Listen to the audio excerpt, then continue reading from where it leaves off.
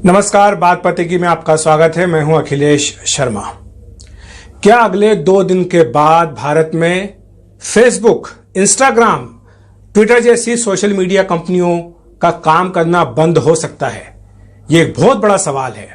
आपको बताएं कि लगातार पिछले 1-2 हफ्ते से सोशल मीडिया की जो कंपनियां हैं, वो चाहे व्हाट्सएप हो चाहे ट्विटर हो, लगातार सवालों के घेरे में रही हैं। और इसी बीच अब एक ये बड़ी खबर मिल रही है, एक बड़ा सवाल उठ रहा है कि क्या इन कंपनियों का भारत में कामकाज बंद हो सकता है 2 दिनों के बाद।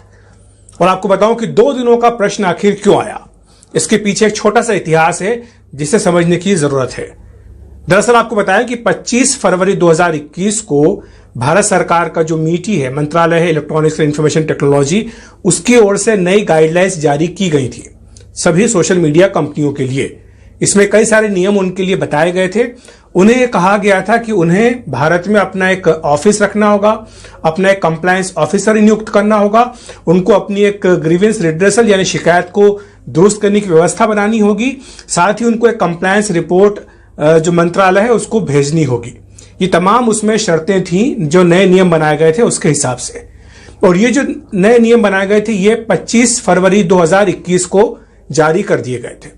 इसमें तब जारी करते समय 3 महीने का वक्त दिया गया था कि 3 महीने के भीतर इन तमाम कंपनियों को, वो चाहे फेसबुक हो, चाहे ट्विटर हो, चाहे इंस्टाग्राम हो, इन्हें इन नियमों का पालन करना होगा और इसके लिए उनको 3 महीने का वक्त दिया गया था।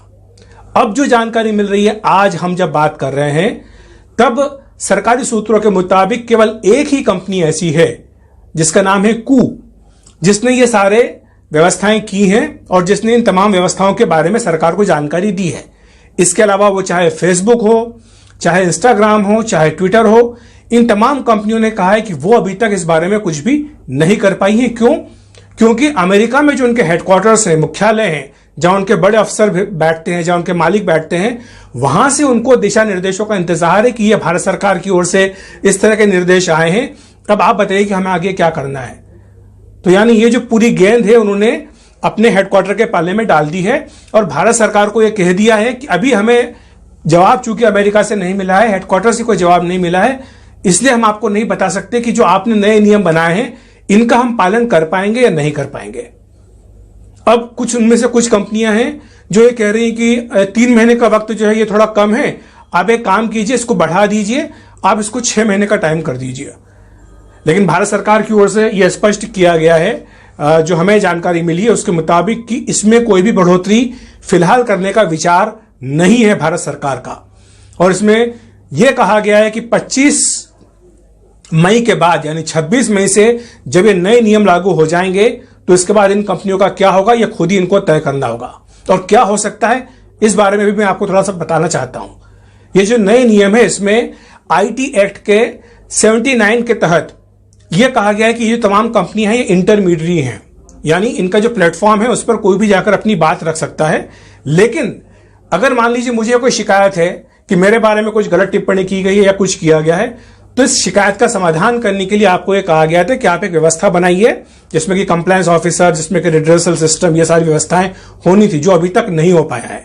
लेकिन इसमें यह अब हो सकता है कि अगर इन नियमों का पालन नहीं किया जाता है तो फिर इनकी जो इंटरमीडिएट स्टेटस है इसको हटाया जा सकता है।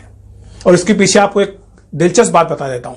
हाल ही में जो टूल किट का मामला सामने आया है, तथाकथित टूल किट का, इसमें एक विवाद जो आया और जिसके बाद मीटी ने अपनी ओर से ट्विटर को नोटिस देकर के पूछा भी कि आपने संबित पात्रा का जो ट्वीट है उसको आपने मैन्युपुलेटेड मीडिया आखिर कैसे मार्क कर दिया।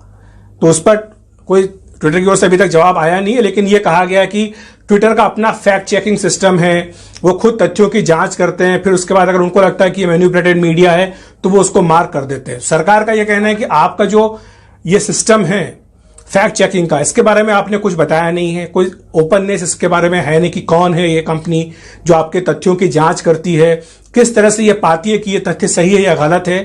तो इसके हिसाब से अब आईटी मंत्रालय की ओर से ये ट्विटर को नोटिस दिया गया था।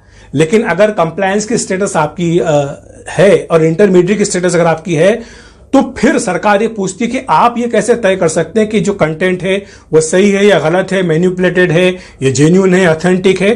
तो इसमें ये आईटी एक्ट 79 की धारा जो है वो रोल प्ले करती है।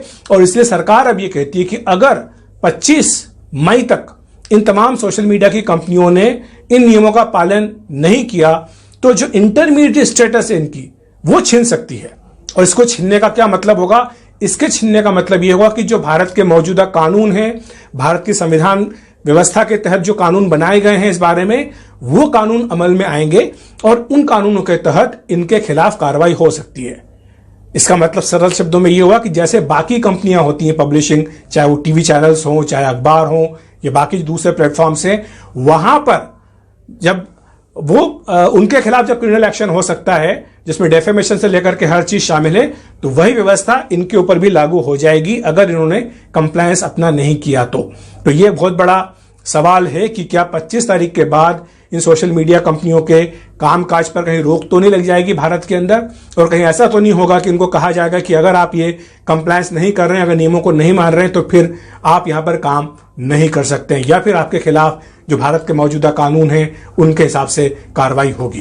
तो ये बहुत बड़ा सवाल है। इसका जवाब जानने के लिए अभी हमें 2 दिन इंतजार करना होगा, देखना होगा कि फेसबुक, इंस्टाग्राम, ट्विटर जैसी कंपनियां क्या रिएक्शन देती हैं इस कंप्लायंस के मुद्दे पर। बात पते की में इतना ही।